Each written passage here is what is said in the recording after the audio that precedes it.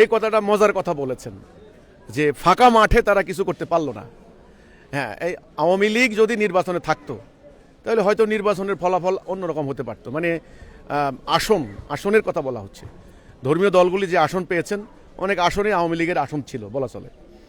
তো এখন এই আওয়ামী লীগ বিহীন এই নির্বাচনে যদি ইসলামী দলগুলি কিছু করতে পারলেন না, আগামী দিন তারা কি করতে পারবেন, এটা তো একটা বিরাট প্রশ্ন, তাই না?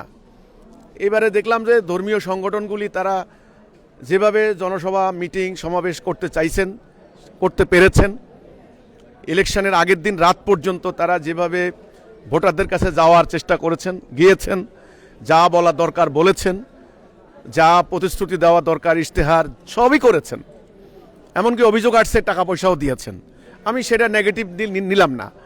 টাকা দিয়ে ভোট কেনাকেনি কোনোটা কিন্তু কম হয়নি। মানে নির্বাচনে জেতার জন্য যা দরকার পলিসি, স্ট্র্যাটেজি, আমি মনে করি ধর্মীয় দলগুলি সবই নিয়েছেন, অন্যরাও নিয়েছে। এখানে যেহেতু ইসলামের প্রসঙ্গ আসলো সেটাই বললাম। তো এমত অবস্থায় এখানে আওয়ামী লীগ নাই, এই ফাঁকা মাঠে বলেছেন, ফাঁকা মাঠে।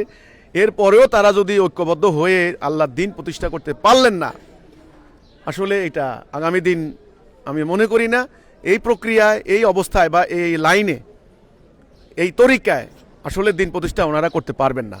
দেখেন, তারা একটা দল এক দল হতে পারলেন না। কথা ছিল ইসলামী ভোটগুলো এক বাক্সে আসবে, এটা কিন্তু আসে নাই। চারদিকে চলে গেছে, কেউ গেছে বিএনপির সাথে, কেউ জামাতের সাথে, কেউ নিজেরা স্বতন্ত্র, একদল আরেক দলের বিরুদ্ধে।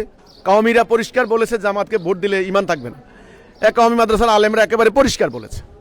তো কাজেই এখানেই তো শেষ। সাধারণ মানুষের দোষ পরে দেন, এনাদের মধ্যেও তো ডিভিশন, ঐক্য নাই। তো কাজেই এই অনৈক্যের এই অবস্থা রেখে, ফাটল রেখে কোনো নির্বাচনে ওনারা আসলে দিন প্রতিষ্ঠা করতে পারবেন না। আওয়ামী লীগ থাক আর না থাক। আপনি বলেছেন যে এই ফাঁকা মাঠে পারলেন না, কোনো মাঠেই পারবে না, ফাঁকা মাঠেও পারবে না এবং একেবারে গ্যাদারিং মাঠেও পারবেন না, কারণ তরিকাটা, প্রক্রিয়াটা ভুল। এই কথাটাই আমি বলেছি।